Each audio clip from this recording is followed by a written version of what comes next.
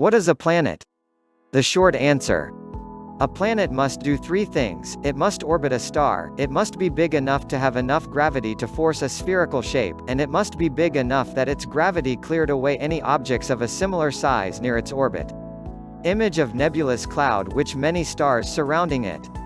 The planets in our solar system didn't appear out of nowhere. Neither did the Sun. They were all part of a big cloud of gas and dust. Gravity collected lots of material in the center to create the Sun. The leftover stuff swirled around the forming Sun, colliding and collecting together.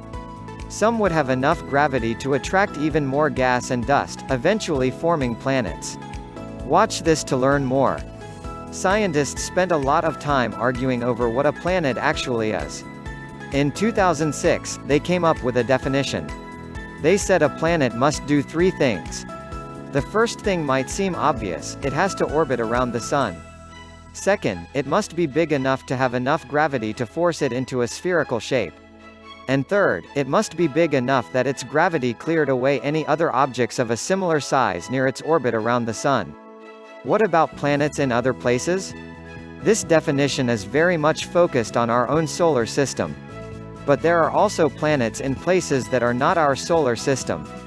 These planets are called exoplanets. They can be found circling around stars, just like the planets here in our own solar system. Does that mean that all planets form the same way? Are all planets made from a star's leftovers? Cartoon of Earth looking through a telescope at planets in a far-off solar system. That depends on who you talk to. What happens if a small cloud of gas floating out in the middle of nowhere forms a sphere because its gravity? Is that a planet too? After all, Jupiter is a big sphere of gas. And both are just a mass of stuff that wasn't quite big enough to form a bright fiery star. Big planet or tiny star? Clouds of gas that don't have enough material to form a bright star collect into spheres all the time.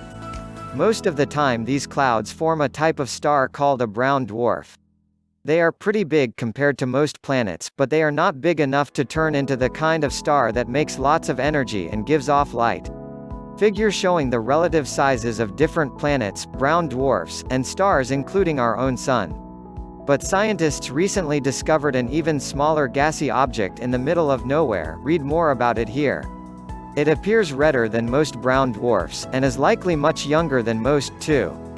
This object could have formed just like a brown dwarf, from a small cloud of gas. Or maybe it was created around a star and it somehow got flung off into space. Some scientists are calling this object a planet. Others think that it can only be a planet if it formed around a star. They think that if it just formed from a cloud of gas, then it's nothing more than a not-quite star. Science is full of arguments like this. That's what makes it so interesting. What do you think? Do all planets, even exoplanets, need to form around stars? Subscribe to our YouTube channel for more and don't forget to like this video.